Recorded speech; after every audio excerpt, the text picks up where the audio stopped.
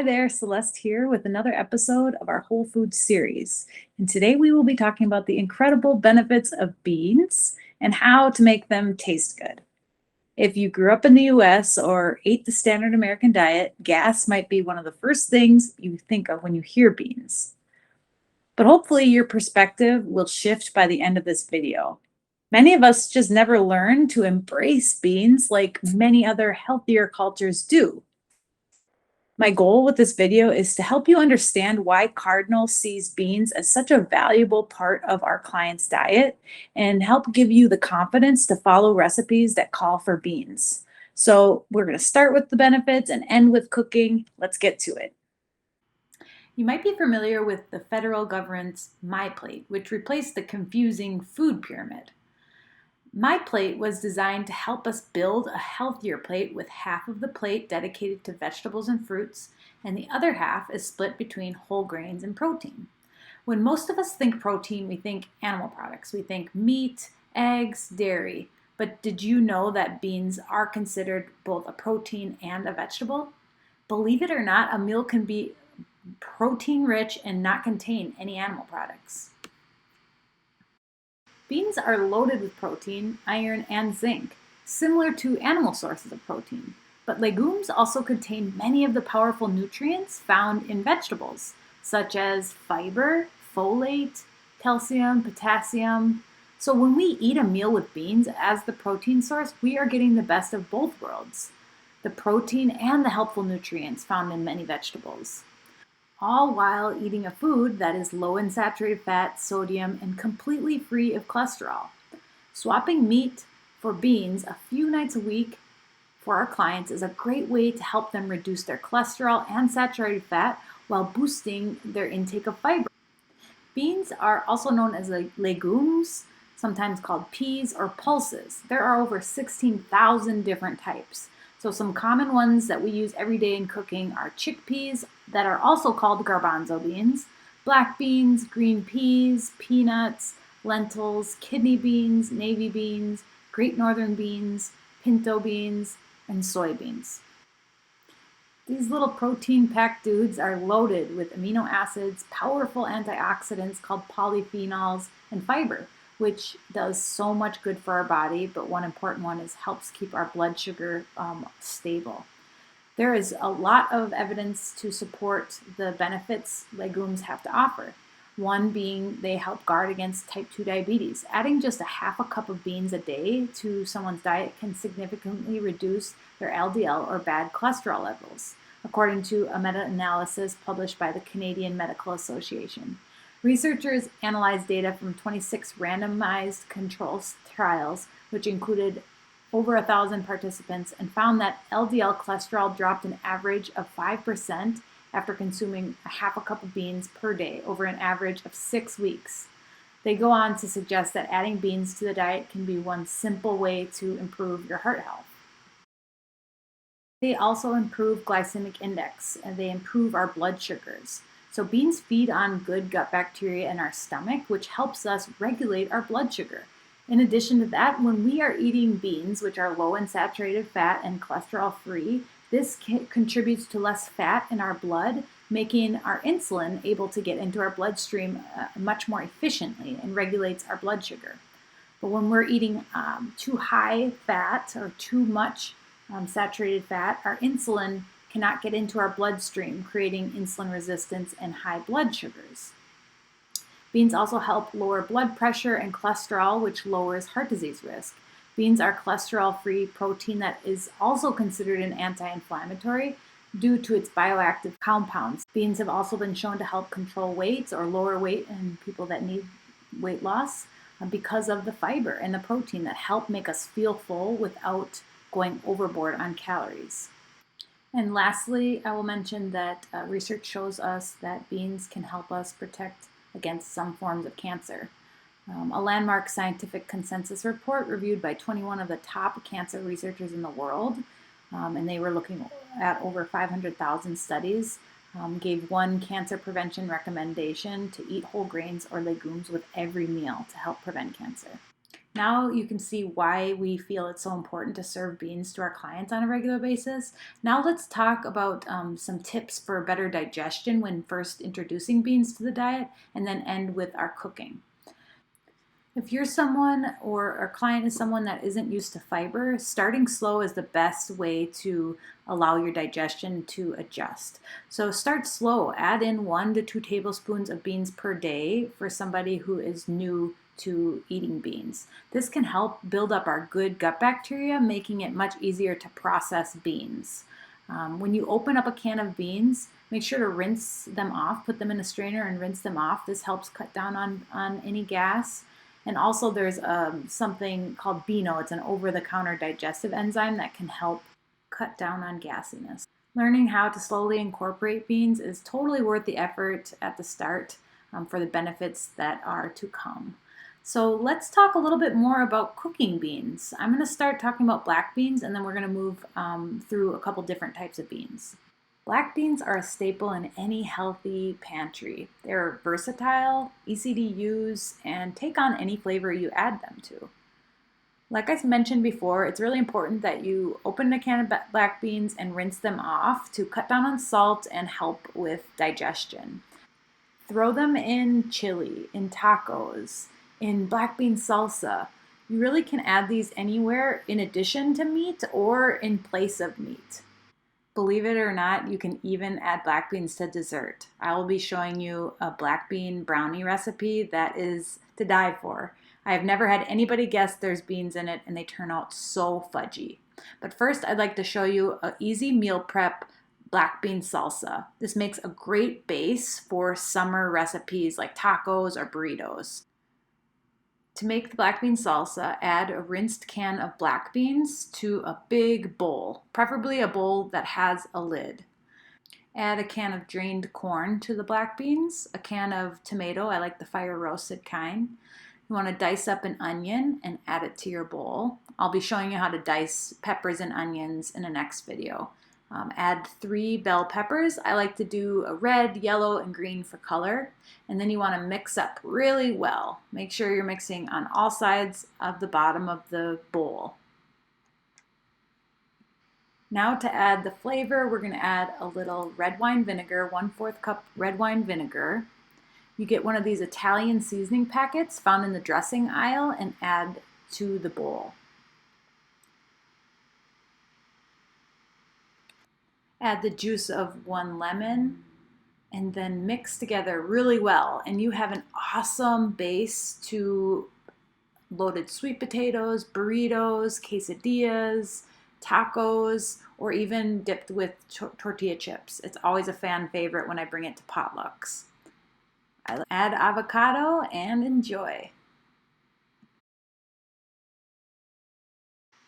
Now for black bean brownies. This is such a delicious way to sneak in beans. Feel free to pause the video to see all the ingredients. Notice I have dates here. You can use regular brown sugar if you don't have dates, but if you do have dates, make sure to take the pits out. Once you have all your ingredients gathered, you're going to throw it in a blender and blend up. This might take, if you have a less expensive blender, it might take a little coaxing. You have to stop and scrape down the sides. But once it's all nice and blended, you can add it to a pan, better yet, a muffin tin, and then you're going to place it in a preheated oven for about 25 to 30 minutes. Make sure that you let them fully cool off before enjoying. Now let's move on and talk about chickpeas. These are also called garbanzo beans. So same thing with the black beans. If you're using canned beans, you want to rinse them off and drain them, making it easier to digest and less salty. Many know this, but hummus is garbanzo beans or chickpeas ground up with seasonings. There's many different flavors of hummus, and it's great with sliced vegetables or on a pita bread. You can even get it in dessert flavors, which makes an awesome spread for fresh berries. I often make a quick sandwich with hummus and a bunch of vegetables as a protein source or the spread in place of mayo or cheese. It's so delicious. Other common places to find chickpeas are in soups or curries, with like a coconut curry, or you can bake them and make them into a crunchy salad topping. They also make a great base for veggie burgers. I'm going to remind you of the bonzo burgers or the chickpea burgers that I showed you in a previous video. You are going to want to dice up an onion, shred some zucchini, and mash chickpeas. Then you add your flavorings, garlic powder, Italian seasoning, flax meal, and then some red wine vinegar, some oats, and then lastly you add a little bit of peanut butter, which helps it keep it all together, add some protein and some healthy fats. You want to mix well with your hands and then put them into patties or links, whatever you prefer, and then either put them on a frying pan or bake them in the oven. I think these go well with a big lettuce wrap with some avocado and a little bit of mustard or hot sauce and serve. Lentils are one bean, legume, or pulse that I suggest cooking from scratch, which doesn't take long at all. If you use the green or brown lentils, they take about 18 minutes, and if you use the red lentils, they cook in less than 10 minutes. I tend to cook with the green or brown lentils more because they hold their shape better than the red lentils. If I'm cooking something like a stew or a curry that I want a thicker texture or consistency, I will use the red lentils. Lentils in general are really good for blood sugar control and improving digestion. Now I'll show you how to cook lentils and a recipe that I really enjoy. So you want to rinse off your lentils, put them in a colander, and give them a quick rinse. Then you can place them in a pot and add water. So in this case, I had 1 cup of lentils and added about 3 cups of water. I like to add a little better than bouillon paste to add some flavor to the lentils. This isn't necessary, but it does add good flavor, just like it adds good flavor when you add it to the brown rice in the last video. Once you have your lentils and your water together, turn the heat to high. Bring the lentils to a boil, a rolling boil. That means you see a lot of bubbles. Once you see that, turn the heat down to a low medium and put a timer on for 15 minutes. Once the 15 minutes are up, you can drain your lentils and they should be good to go. You can always test them to make sure that they are done and soft enough for your liking. They should be tender and not mushy. Once you have cooked lentils, you can do a lot with them. Here I'm going to show you how to make marinated Italian lentils. I like to chop up whatever vegetables I have, in this case red peppers, cucumbers, green onions, and sun-dried tomatoes. I like to add them in a bowl with my cooked lentils. Here I add some corn. You really can choose whatever vegetables you have. You can use tahini, which is ground sesame or olive oil, some lemon juice and vinegar, maple syrup and mustard, and some seasonings. Mix that up, add it to our bowl, and you have an amazing protein-rich side or main course. So I like to stuff them in sweet potatoes or wraps. A perfect meal prep recipe. Refried beans are another one that may sound gross or look gross, but are really delicious and great for burritos. Try to avoid refried beans that have lard in it, which is, animal fat and it's high in cholesterol, or anything that says hydrogenated oils. That's really bad for our heart. So we want to make sure that our refried beans say vegetarian if heart health or cholesterol is a concern for you. You can open up the can of beans and warm them up and then add them to anything. Here's an idea for an alternative to just wrapping a burrito. Cut a slit in your tortilla halfway through and then add your ingredients, so refried beans, leftover vegetables and greens, salsa, and avocado on each quarter of the tortilla. And then you can watch how I wrap. Fold it up quarter by quarter. Avoid overstuffing your tortilla or you will have ingredients falling out the other side. The last bean we're going to talk about is soybeans. also known as edamame, or it is the derivative of tofu or tempeh. So soybeans are awesome because they contain all 9 amino acids, which is a high quality protein without the cholesterol. Having a diet rich in soy foods is linked with lower cardiovascular risk and including stroke and coronary heart disease. As you see here, countries that consume the most soy, like Asian countries, have lower risks of breast and prostate cancers than Western countries that don't. You may have heard conflicting opinions on soybeans, but really a lot of this is outdated and construed data. Some studies say that phytoestrogens that are found in soy can mess with hormones. This is not accurate. Phytoestrogens are plant estrogens and are found in many vegetables, but do not act in the same way as estrogens from other mammals might in our body. So if you are concerned about getting excess estrogen in your body, you might want to look into lowering your dairy consumption versus avoiding a bean that has so much research to support its benefit for our body. Just like refried beans is mashed up pinto beans, tofu is just made from mashed up soybeans, and it is very versatile and delicious when cooked well. I see a lot of people crinkle up their nose when they hear the word tofu because a lot of people just haven't had it made well, but it can be done so deliciously. Tofu has been used for thousands of years in Asian cultures. So you will most likely find tofu in the refrigerated section or the produce section. And if you're looking for a meat substitute, you want to go for extra firm or super firm.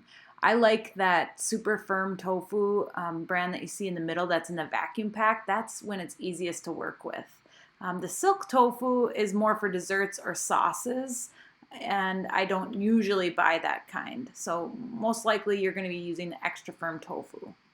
This teriyaki tofu recipe is so good. Preheat your oven to 400 degrees, line your baking sheet with parchment paper so it's easy cleanup and it prevents the tofu from sticking to the pan. Once you get the tofu home, you want to drain out the water. If this is new to you, it may seem weird, but it's actually easier than working with raw meat. You want to drain out your water out of your tofu block, so just gently squeeze the water out. Then we're going to be cutting it into cubes, as you see here. This is a sped up version. And we want to bake our tofu first. This creates a really good texture, similar to like a little bit of a crunch on the outside and something nice and tender on the inside. While the tofu bakes, we're going to be mixing up our teriyaki sauce. You could use a teriyaki sauce out of the bottle, although it's going to be much more healthy to make it ourselves, and you don't get that high fructose corn syrup that's so hard on our blood sugars. You want to whisk our teriyaki sauce together. Once the tofu's nice and tan on the outside, you want to throw it in the sauce and mix it up. Heat a large skillet over medium heat, and we're going to just kind of finish the cook on these and kind of caramelize them. You want to make sure your pan is hot. When placing the tofu in the pan, make sure to save the excess sauce because we're going to fry the vegetables and the rice all together. So once the tofu looks nice and cooked, it takes only 4 minutes or so. Add to a plate on the side and add your frozen vegetables and rice and remaining sauce and fry that all together. After a few minutes, your veggies are heated through and you can add your tofu back in, serve with some greens, and enjoy. A no-cook way to enjoy tofu is making something that's similar to like an egg salad sandwich. So you want to crumble your drained tofu in a bowl, add some mayo, add some nutritional yeast. This isn't required, but it adds a nice cheesy-ish flavor. A little mustard, some salt, a little turmeric, which is also really good for lowering inflammation. You want to mix well and add your toast to the toaster. I like to add some green onions and celery, but this is optional. You want to mix it together really well and season. And if it tastes bland, add a little bit more salt. Adjust the seasoning as needed. Add it to your bread and enjoy it as a sandwich. This is a great way to reduce the amount of processed meat we're serving our clients. The last video I'll show you is tempeh smoky strips. So tempeh is a less processed version of tofu. You can see the soybeans in the block. This is also in the refrigerated produce section. So you want to cut your tempeh into thin strips and get a pan on medium heat. Once that pan's heated, you can put the tempeh strips in the pan evenly spaced, and you're going to cook both sides about 5 minutes.